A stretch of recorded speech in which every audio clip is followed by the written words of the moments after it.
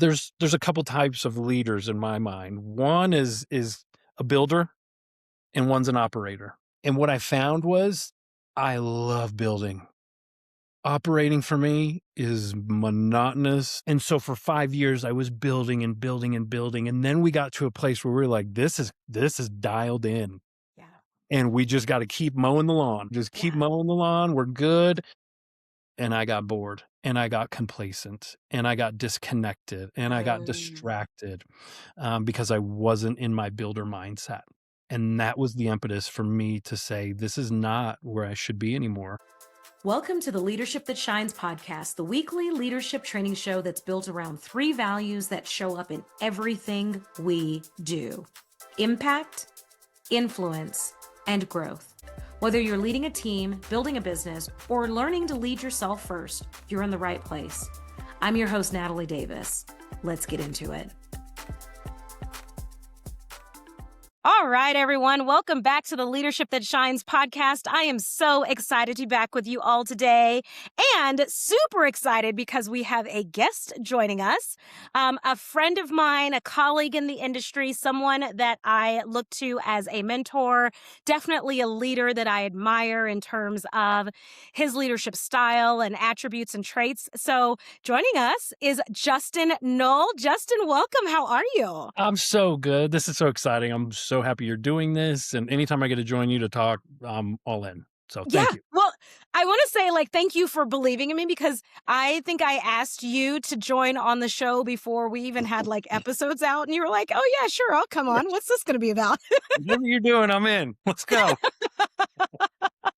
I love it. I love it. Well, I've had an opportunity to work with you and watch you lead for many, many years. And as you know, this podcast is all about leadership. Yeah. And I thought it would be fabulous to have you on to share your story, because it's one, unique, and you have definitely taken many leaps of faith. That's right. Throughout your journey. And so I'd love to just give you a moment to let you introduce yourself to our listeners, and then we can Yeah. definitely dive in on some leadership talk. Right on. I love it. Yeah. So I am Denver native. Lived here obviously my whole life, but more so, I'm a fourth generation realtor. And so Mhm. real estate is everything to me. It's everything I've ever owned, had, will own, is probably a byproduct of real estate in one shape or form.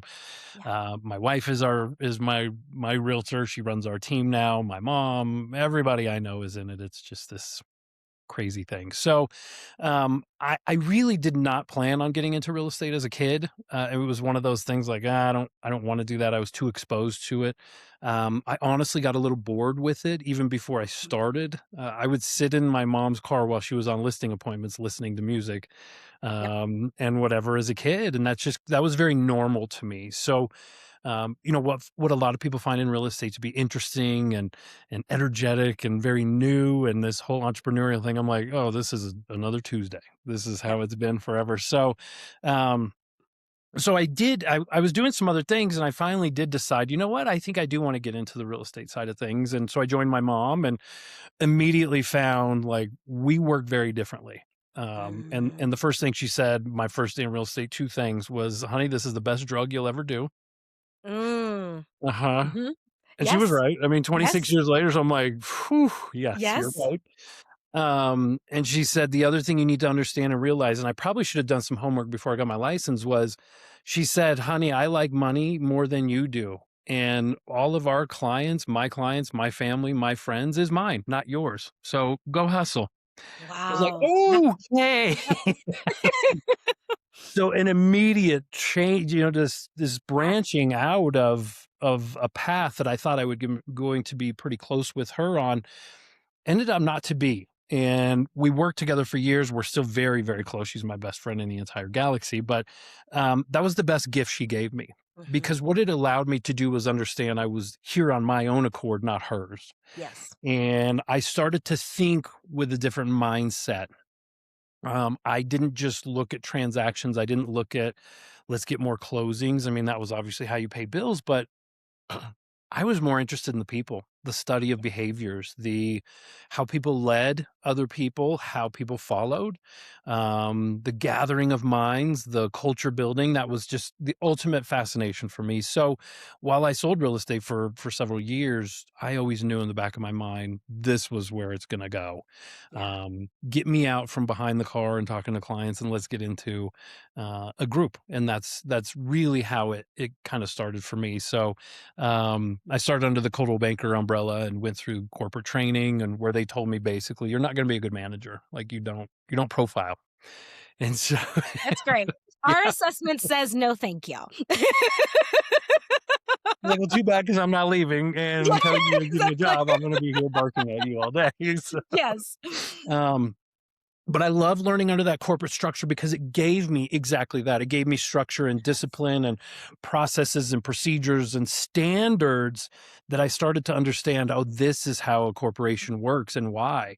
Uh-huh. My family owned a its own real estate company for 60 some years. Mhm. And the corporation was grandma's kitchen Yes. and, mom's living room, and that's what it was. I didn't understand how processes worked, and I know they had them, but it wasn't forward, right? It was just Yes. something that happened. So I really dug into that and got to learn a lot under that corporate structure. But I knew my heart was always on the independent side. I really liked the independent brokerage side, and, the mom and pop and the people really in the trenches every day with little to no support. That's exhilarating to me. And I Mhm. still feel that way. So after years at Coldwell Banker, I decided to make a move and go to an independent brokerage, and ran that for several years and had a great time with that and learned so much. But that's really where the path took me. And I've done all kinds of stuff in between on the leadership side, but it was the best drug, right? Yeah. Mom was right. Yeah. It wasn't the She real was estate right. transaction. Yeah, it was give me more. I can't get enough of this. So, and I still to this day feel that way. So it's I it's love been that. it's been an incredible process that I'm so thankful for. Absolutely. Well, Justin, you talk about the corporate training, the structure, the systems, the processes. Like that's probably the biggest piece that's missing when you're talking about working with independent contractors that oftentimes are the agents and practitioners that start the brokerages. And so the smaller brokerages that you talk about, they work, but having documented, recorded systems and processes that are repeatable often don't exist. And so Yes. you had this opportunity to start to build that out yourself when you stepped into an independent brokerage and Yeah. stepping out of the Coldwell Banker space. Yeah. That was it. I mean, it was, I went to a place that was not chaotic, but it was energetic. It was, let's go and we'll kind of figure it out as we're going, right? I'm part of a startup now, and our moniker is like we're building the plane as we're flying it. Like Yes. the duct tape is going on as we're flying Mhm, this thing. mhm. So it felt that way. And that's really exhilarating, but it's also this wave of up and down energies, and it does waste a lot of time, energy, and resource. And Yeah. so I started to see, okay, well, if there's not repeatable standards here, then it's a crapshoot every time. I'm one of the few guys that I do love shopping. I love shopping. I always have. But I really love Nordstrom. And because Yes. I know that with Nordstrom, I know every time that I buy something, they're going to walk around the desk and they're going to hand me my bag and say, "Thank you, Mr. Knoll, for coming in. We'll see you next time." I'm willing to pay a premium for that. That's service to me. That's the hospitality side that I am addicted to. I love that stuff. So Yeah. I wanted to bring that everywhere that I go. And if I coach clients, it really is start with standards and processes that are Yeah. trusting, and that you don't have to ask the question, what do I do next? Right. The Mhm, thing I always tell our team is you should always know if A happens, what is B? That should mhm. never be unanswered. So Yeah. yeah, the minute we're out of standards and practice and processes, it's chaos, right? Oh, And absolutely. the That's public typically will when feel you that. see things go awry is, well, what step did you skip? Right. Like, Well, and then it's like, oh, okay, there we go. Now we understand why we're here. Let's see if we can correct it. Yeah, yeah, Yeah. absolutely. And it becomes an accountability piece, right? To your point, 100%. I can pinpoint where you're not doing it. Here we go. Yes, 100%. Yeah. Well, Justin, I want to go back to your journey with Coldwell Banker. And I mean, Oh, yeah. as a leader, like we often go through there are all these assessments that you can take, right? Like, are you qualified to step into this leadership role? Do you have what it takes? And the last couple of weeks, I've been talking a lot with my audience about, just take the step. Just take the step, Yes. regardless of where you think you need to be or who you think you need to be or the resources you need to have. Just take the step. you took the assessment for a massive successful brand, Yeah. and they said you don't really align with what we are looking for, but you stuck it out anyway. Talk to us about that. Like, what kept you motivated to keep going and not throw in the towel?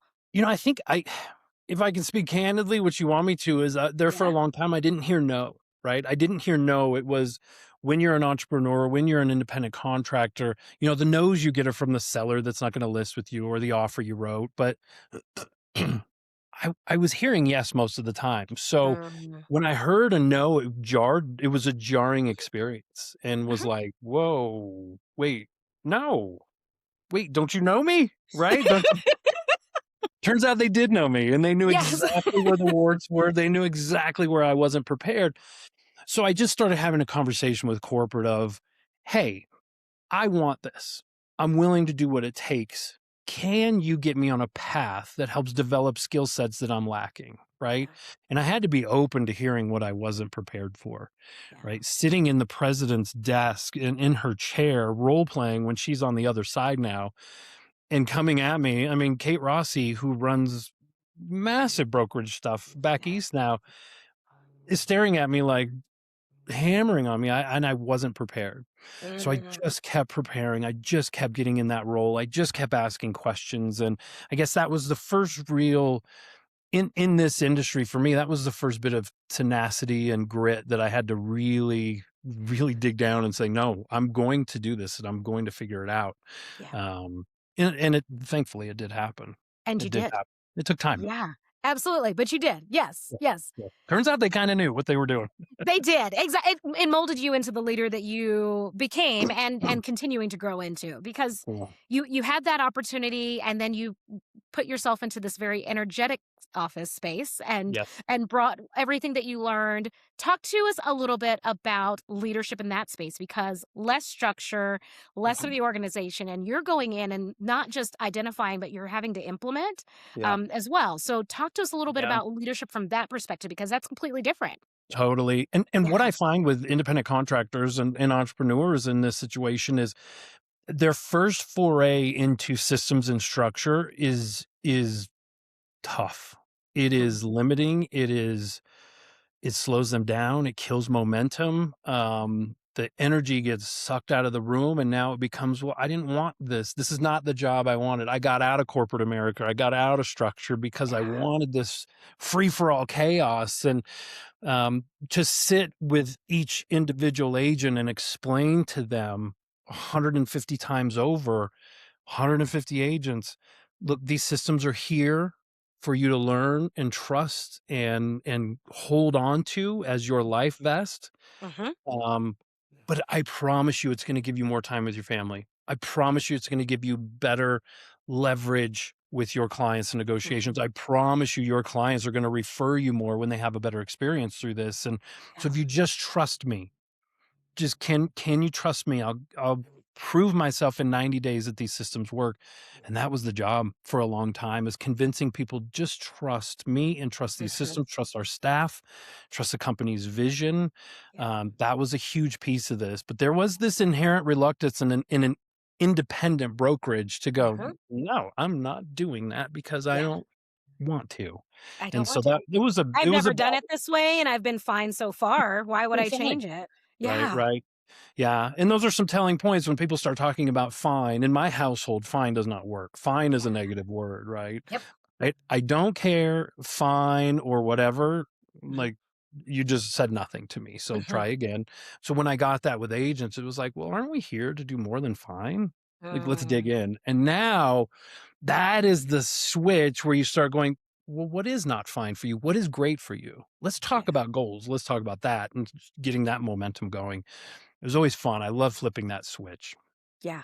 So, Justin, that is like there's so many nuggets I wanna make sure that we don't lose because when we talk about, just connecting with our peers, our counterparts, when we're working with other people on our team, when you get met with that response of, "Oh, I'm fine, everything's fine," like, you weren't taking that on any given day. That was not an option to Yep. just say things are fine and you'd walk away. You took those moments to really dig deeper. Yep. Yep. To me, I always knew. So I grew up with a single mom and a sister, and I learned to speak. I learned to listen. More importantly, right? Mm. These are two of Mhm. the most powerful, independently strong women that I've ever come across.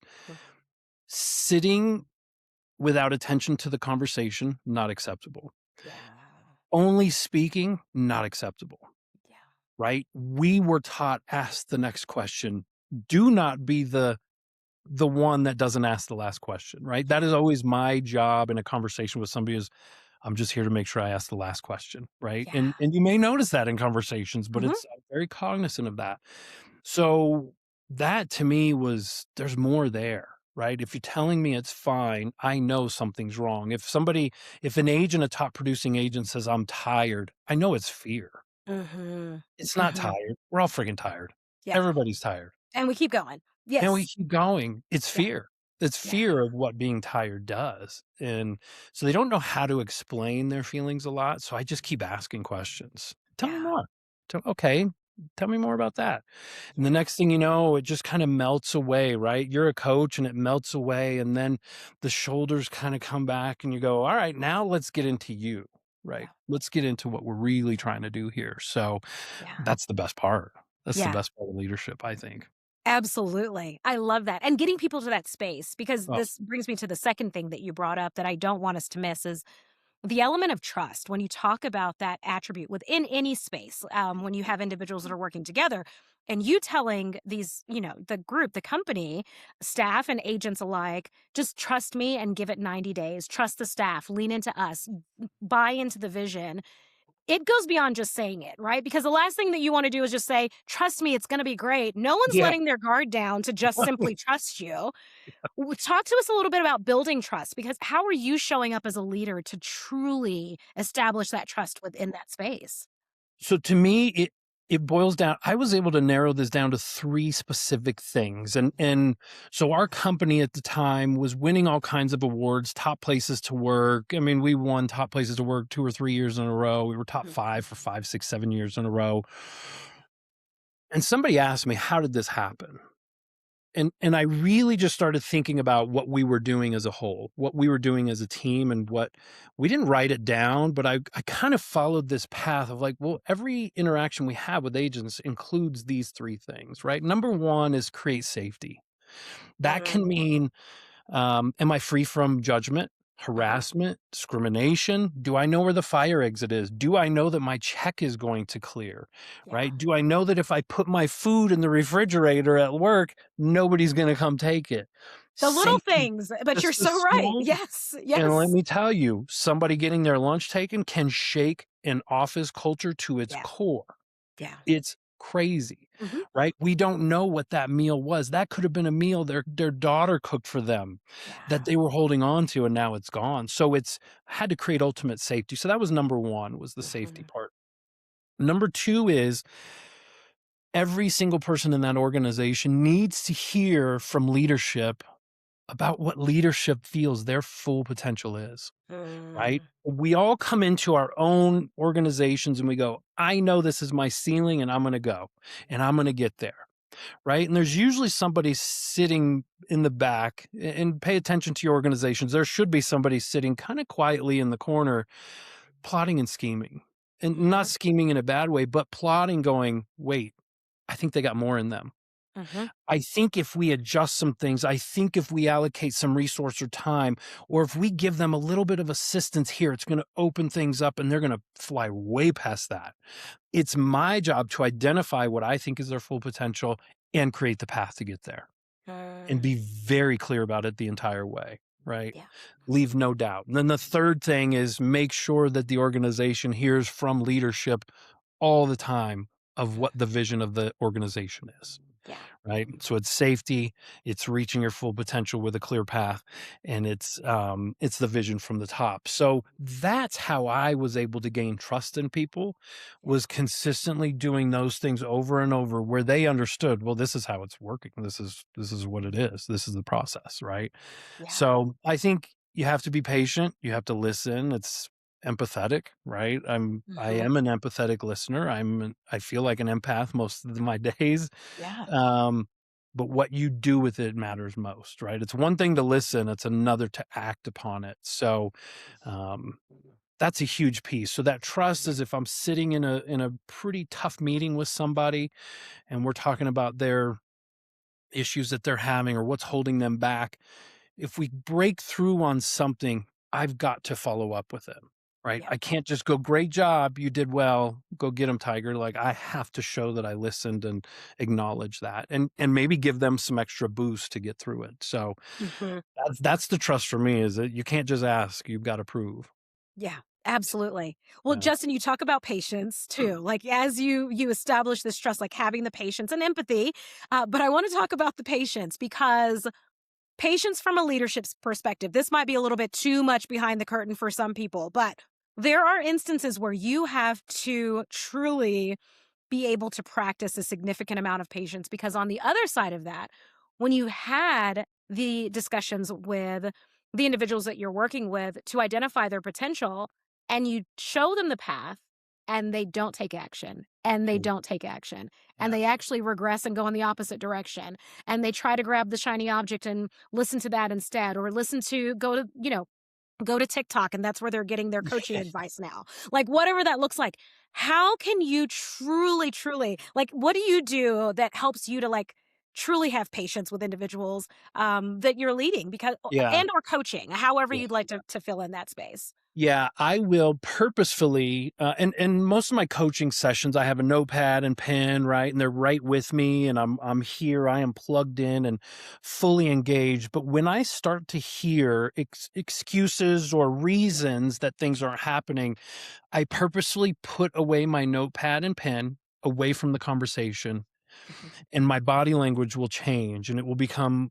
I'll lean forward a little bit more, and all right, I'm going to ask you some tough questions here. Are you mhm, okay with that? Right? I asked for the permission. But it seems to me we're spending a lot of time talking about where we want to go, but we can't go. mhm. So we need to unlock what's holding you back. And this is the hard part.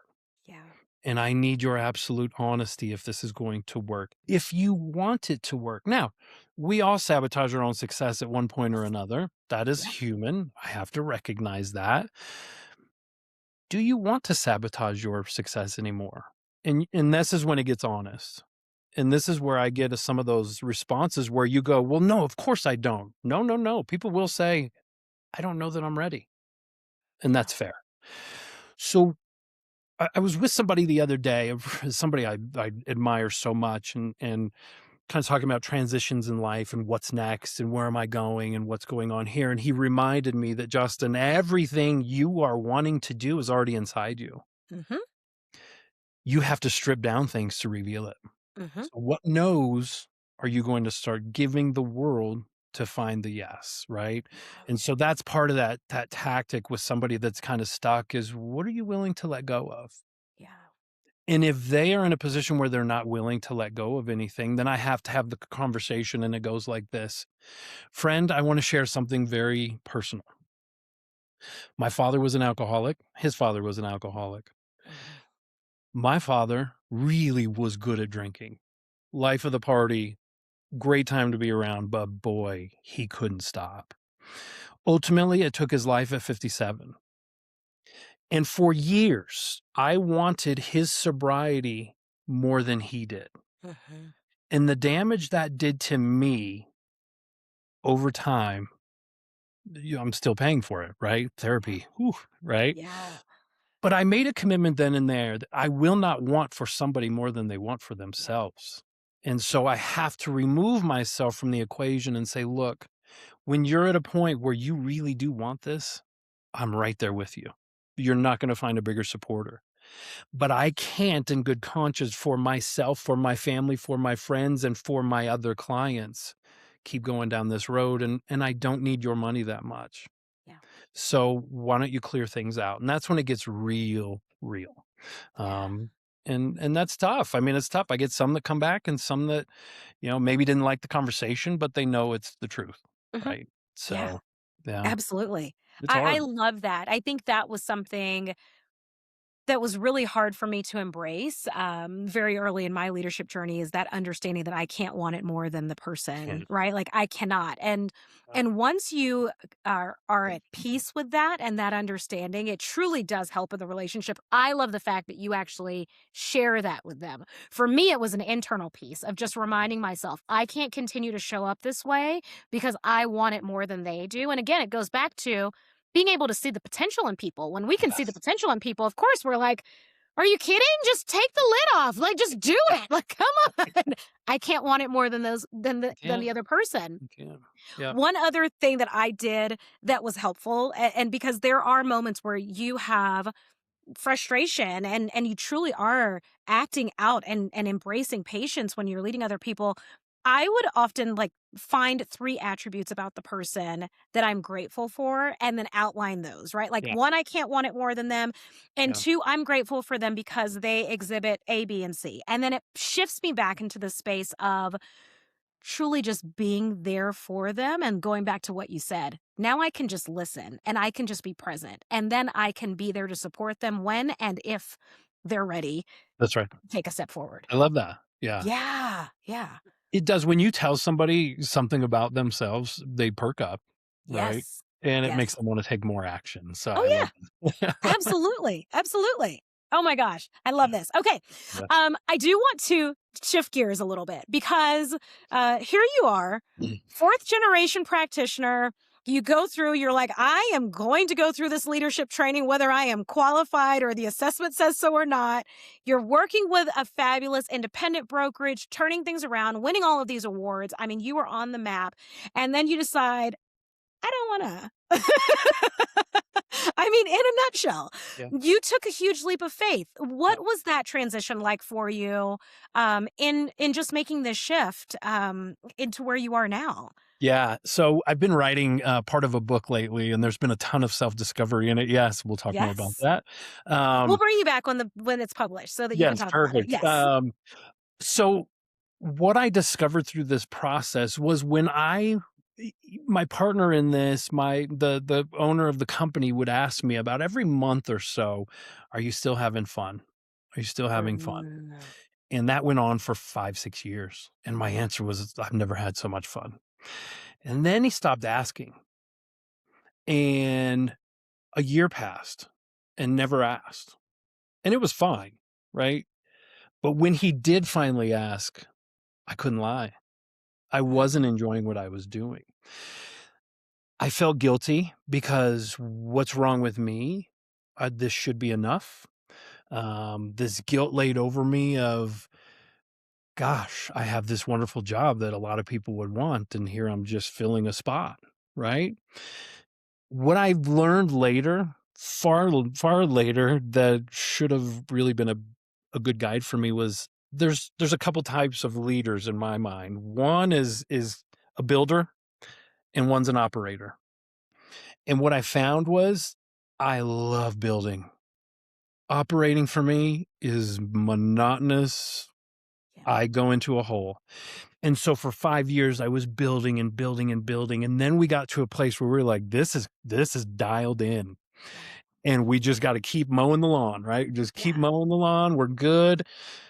And I got bored and I got complacent and I got disconnected and I got Mm. distracted because I wasn't in my builder mindset. And that was the impetus for me to say, this is not where I should be anymore. I didn't have the words to say it. I didn't have the wherewithal to understand what it was, but there was something tugging at me that was like, this is not the place for you anymore. Yeah. And so once it was kind of like, okay, I came to peace with it. The owner of the company was so gracious. And when I finally said, no, I'm not having that much fun right now, he's like, all right, now what? And I said, well, let's figure it out. So for the next 90 Yeah. days, kind of figured out a path, and that was great and felt good to leave on that term. But being a builder is where I need to be, Mhm. not an operator, Yeah. and the 2 are very different, very Oh, different. 100%. Yeah. 100%. I think you and I are both builders, and it's interesting when we're sitting in meetings together, and we can always sit back and we'll just make eye contact. We're like, "No, no one's seeing this but us." Okay, that's fine. Cool. Cool, cool. Okay. Natalie and I again. Yeah, No. when you're in a room filled with operators, you're like, "Wait a minute, no one's picking up on this? Okay, we'll just keep Y going, I guess." Yep. Exactly. And it gets you feel out of sorts at times, right? You feel like, Yeah. "What's wrong with me? Like, this should be enough," and no, I had to let go of that guilt. Yeah, Let it go. absolutely. Yeah. Well, and, like, when you're looking at yourself in terms of recognizing that you're the builder and not the operator, what I mean, it's easy for us to say, well, it's run its course. I'm done. I'm moving on to the next thing. You truly knew, like, when Yeah. you say you weren't having fun, like, that was clearly a value that was important to you in Yep. the workspace. Yep. Once that started to fizzle or die out, you Yep. recognize that something had to happen. Mhm. Yeah. Absolutely. And it was what I did was I made a commitment to myself, and my wife has been incredibly supportive, during that time. And thankfully, we were in a position where I didn't have to go find the next gig right away. Yeah. All I did with the help of some folks, my coach, and then I met with a guy named Ned Miner, who is one of the best business minds in probably Denver history, if not the nation.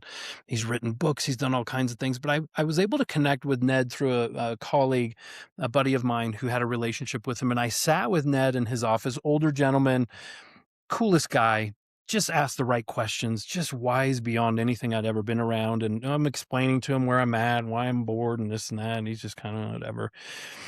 He said, "You need to just step back, but you Mhm. need to remain relevant, right? If you step back too far, relevancy will go away.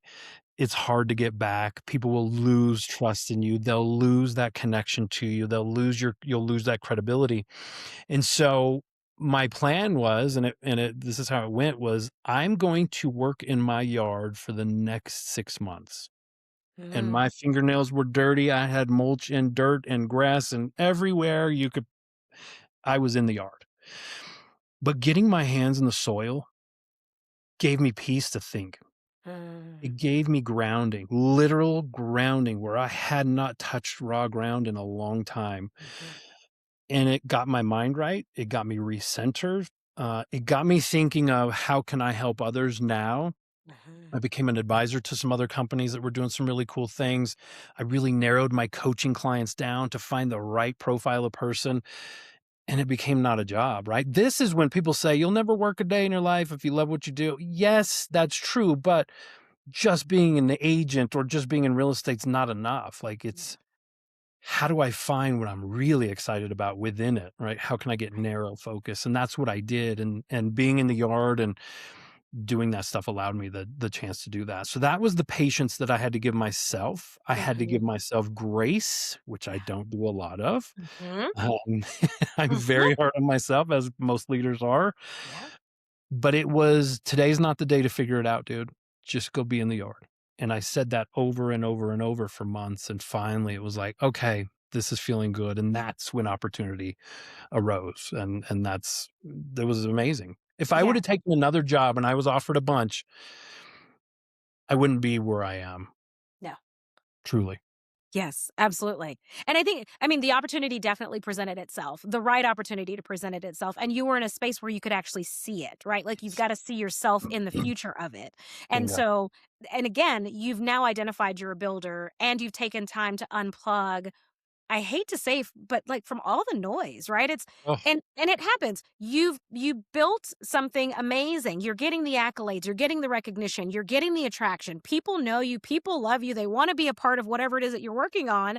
And you're like, you know what? This is all great, but it's not fulfilling me at all. at all, right? Yeah. It was, oftentimes I started realizing this or recognizing this probably a year or so ago is I don't get asked how I'm doing very much, right? Mm. It's just Mhm. and that's fine, I'm numb to it, it's just part of the deal, but when you start to think like, I will always "So how are you?" And I'm always the Yes. next questions, like, "Tell me Yes. more, what's going on?" And it never comes back, and it's not a complaint, but it's like, I didn't know how I was. Right. I didn't know how I was. So when somebody asked me, I'm like, "Oh, I don't know how to answer," Yeah. right? Like, Uh-huh. "Am I good? Let me I think I'm good. Exactly. I I'm think I'm good. great. I'm good." But Yeah. it was it was it was interesting to get back plugged in with people that were pouring back into me, Yeah. that were interested in what I was doing, interested in where I was going, were asking me more questions. I almost didn't know how to deal with it. Yeah. I was like, "Whoa, what's going on? What do you want from it?" Right? This is the dumb part of your brain just hits her like, "What do they want from me? What's the Yes. angle? What are they trying Yes. to?" It's like, no, they genuinely just want to know. So Yeah. in being okay telling a story had to become okay. It Yeah. was not native for me for a long time. So that was interesting. It was Mhm. very interesting. So I love that. That's huge. yeah. I actually think that I'm in that season right now. You and I have spent some time in volunteer leadership, and this past year, I made a conscious decision and vocalized it, shared with everyone around that I was taking a little bit of a break just so I could do exactly what you mentioned, get grounded. I felt like I went through a lot of life changes and a lot of exceptional and experiences that I would never trade. But I lost myself in all of that. Or maybe I didn't. I just was not in tune with myself at all. That's right. And I just, I had to take this moment of can I just be with me for a minute? Oh. And she's pretty amazing. Now, in that time, I've launched a podcast. This wallpaper is new. I just re-wallpapered my office. But and nonetheless, there are things that like the creative things that I am enjoying doing. But it's important for us as leaders, especially because it is rare that people will ask you, like, "How are you?" And that is something that is, really important to me is I kind of I make note of the people that just randomly reach out to say, "Hey, just checking in. Hey, girl, you good? Like, Yeah. what's going on?"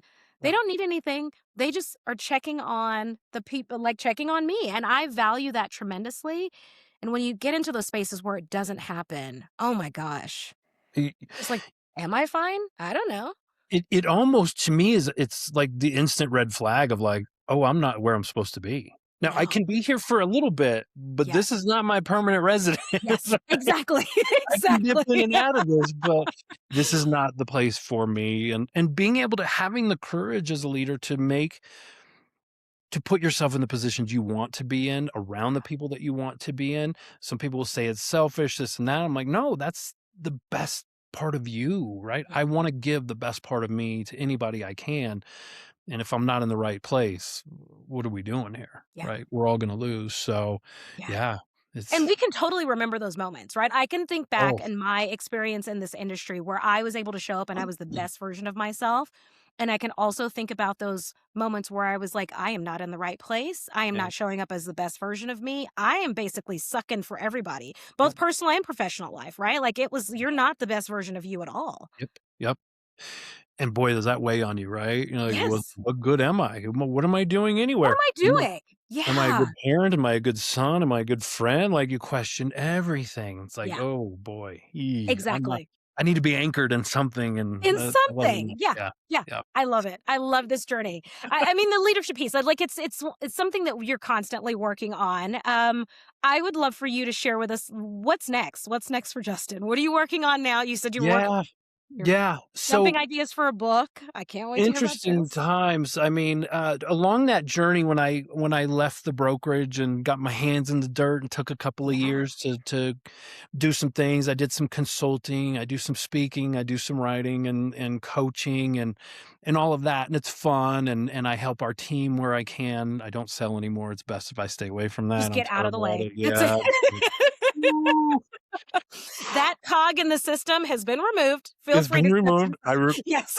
I remember the specific date and client when my wife was like, "We're done here. You're done." And I was like, "Okay." So I know where I should be and I know where I shouldn't be. I Yeah. was in that journey of the hands in the dirt and the whole thing, right? And I got connected to an old buddy of mine, a peer of mine from a networking group, a masterminds group that I was in. And Mm, he had moved, he was a great agent here in Colorado and moved out of market and called me with an idea about a tech product for contract software. okay. And he was focused in Texas. And he said, "Would you advise? Give us some just some advisory I'll give you a little bit of shares." I'm like, "Yeah, let's do this." I'm the least technologically advanced person you know. Tech and I are in a constant wrestling match with each other. Mercury is in retrograde wherever I go. That's All how the I time, year round. all the time. So when they asked me to get into this tech thing, I said, "Yes, I absolutely will," because I can bring perspective from somebody that's not native to it, right? We're not Yes. digital natives. As an almost 50-year-old guy, Yeah. it's tough, but it's perspective they needed. Mhm. And then I found that I was fascinated by the whole thing. Mhm. And I started asking more questions and doing more research. And the next thing you know, I'm more than an advisor. I was running part of the company. And the next thing you know, we're branching off and starting a new Colorado company that we've been at for a few years now. So there's three of us co-founders, and so I'm one of those co-founders. And Nice. it's going well. We are launched. We're in the market. It is a slog. It is a grind. It is selling to realtors. I would rather walk barefoot on Legos all day than try and sell to realtors most of the time, but it's just the job. To So, an industry, selling to an industry that doesn't enjoy change but is constantly oh, going through change. Yeah, I can probably see the pain. Yes. you're like, "What are you not seeing?" Right? It's so clear, but it's whatever. It's hilarious. So, we are kind of rounding into a stage in the company that there may be some change in the company, whether it be partnerships or acquisition or whatever. We're undecided at this point and still opening all the doors that we can. But to me, this is a moment of transition, right? And what is next? And so there's a few things I really do enjoy writing. I've enjoyed it a lot more than I thought. So I'm writing part of a book with a networking group, a masterminds group I'm in. Nice. So that is amazing. Just telling our stories and in a conversation like this, and it's really fantastic. So I love that piece. I've been kind of asked to do a couple of other things, but I think for now I'm going to get my hands back in the dirt and evaluate where things are. I'm not opposed to anything. I also sometimes think, well, let's be done with real estate and go open a laundromat or go sack groceries. I don't even know what it's going to look like, but what I can tell you is I have a lot more to give in this space in leadership, and so I enjoy speaking. I'll probably do more of that. I would love to. You and I will have that conversation and how you've leveraged your story into this amazing career that you have. Doing that, that's something that's of interest to me. So we'll kind of see. I get asked a lot if I'll ever start my own brokerage, having grown up with our family brokerage and having run brokerages with a lot of structure and a lot of help needed to get where it wanted to get. Yep. Who knows? Who knows? Who Yeah. knows what's coming up? But I know my journey's not done. I No. know I've got more to give, and I'm Yeah. excited about that. So we'll kind of see where it goes, and but let's get this company figured out first. That's Exactly. Absolutely. You're going to tie up and put a bow on what you're working on. It's not just a matter of throwing up your hands and walking away. You're going to correct. tie that up. And then No, in the meantime, you're also putting your hand in the dirt, which is perfect timing because we're almost in gardening ugh, season here in Colorado. Who knows? It may snow next week, which will be fine. It would be fine. 3 feet going. Oh, God. Actually, if it could be the following week, I've got to get down Yeah, south. yeah, yeah. I got Next week. stuff to Yeah. do. It's not gonna work for my schedule. No, no, no.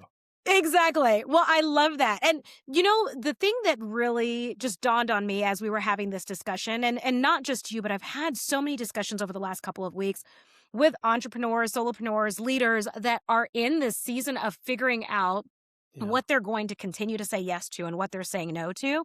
And I think that's great for them, me being one of those individuals. But it's opening up so much opportunity for the people that are just starting to do the discovery, right? And figuring out where do they want to go. And so I'm going to encourage people, like the leaders that are out there now, if you're saying yes to the wrong things, you're simply just taking up space for other people to say yes to those opportunities. And so do some reflection there. Like, is that opening up an opportunity? Just in the conversations I've had over the last couple of weeks, there are opportunities that are opening up everywhere across the country. Uh-huh. It's some international as well. And Mm, I think it's beautiful yeah. as we all continue to grow and evolve together, like that Mm, collective that you talk yep, about. Like we're just yep. all doing it together. It's the best. I love. Yeah. This Yeah. so much, yeah. I think now I talk to a lot of people in leadership that are, you've got broker owners that have run companies for a lot of years, and now they're looking at this new landscape of real estate. And if you're not in the real estate space, boy, has it changed more in the last year than it has in the last Mhm. 25. There's no doubt Mhm. about it, right? And I don't even know if we've started the full change No. to what it's going to look like. You've got a lot of leaders that are like, man, I don't think I can do this again. I don't Yeah. think I have it in me to find a path. I don't think I have the courage to do it, which is totally fine. There are Yeah. ways to exit out of this. If your heart's not in it, you probably should, Yeah. Just but don't let it be a fear factor, right? Don't let it be like, I don't know where to go. Yes, AI is doing all kinds of stuff, but do the shit that AI can't do, right? Get so exactly. narrow that AI goes, I don't even know what you're saying. Right. Right? And I think there's a lot of fear in becoming too narrow in your focus, well, Mhm. we'll sell properties all over Colorado. Well, you're Mhm. terrible all over Colorado. Why don't we Exactly. Don't do that. right? Exactly. Don't do that, right? So, I think the same principle can be applied to those people that are thinking right now, "Boy, do I have it in me? Do I have it? Can I find it?" Yeah. Right? "Can I get through this next wave?" The answer is, yeah, you can. Yeah. It's gonna take a lot of work, but narrow your focus, Yeah. strip down the things that you are saying yes to that you don't think you should, right? Yeah. It's to your point, you just said it. Yeah. You've gotta say more no's. No is the most powerful word we have. It Um, is. and as leaders, I think many of us we think that our value as a leader is being there all the time and being ever present. We think that, as realtors or as salespeople, like my value is I'm available 24/7. That's a terrible value. It's That's awful. not value. Yes. Exactly. It's not value. So yeah, don't Start be with afraid that. to do Like, that. stop saying that if you're Yep. available all the time. That's Yep. not okay, and it's Nope. not sustainable. That's the Not reality. sustainable. Yeah. Yeah. Yes. That's sales So professionals, leaders. I mean, as a leader as well, like, it's important to have those boundaries in place. You cannot be available all the 100%. time as a leader. 100%. Absolutely. Yes. Yep. We I shouldn't. love that. Yeah. All right, Justin, I have one final question for you before we wrap up today. Okay. How do you want people to remember you as a leader? Oh my goodness. Um Boy, as I enter 50, right, this year, the mind races, the mind is running all the time. You think about all the things you didn't do, all the things you still want to do, all the things, right? I think for me, the legacy I would love to leave is like that guy helped me through some shit. That Mm, guy helped me when I didn't believe in myself. That guy gave me a path or flashed a light where I couldn't see and truly cared, not because he was making money at it, because there's not a lot in it for what we do. yeah, It's yeah. you do it because you really do care. And I just hope people know, like, I genuinely, every time I talk to you, Natalie, and we have this high energy conversation, I know with 100% of my heart, both of us are in that moment, genuinely give a about each other. Yeah. And that's what I want people to know is I really do care. I really like it's my fuel is caring for people and helping them get where they go. So that would be it. I love Um, it. did it the right way. Did it the way my grandma would have wanted me to. Yeah, exactly. So Or yes. else. Or else. Not messing with her. I love that. I think that's amazing. Yeah. Justin, that is the impression that you left on me the very first time that we met. I mean, we weren't even in the same part of Colorado. We weren't in the Yep. same market. Yep. I was a newer agent. There was nothing that you needed to from me. So it wasn't like a transactional relationship, but there was that question where I think it's where you always left me with the question.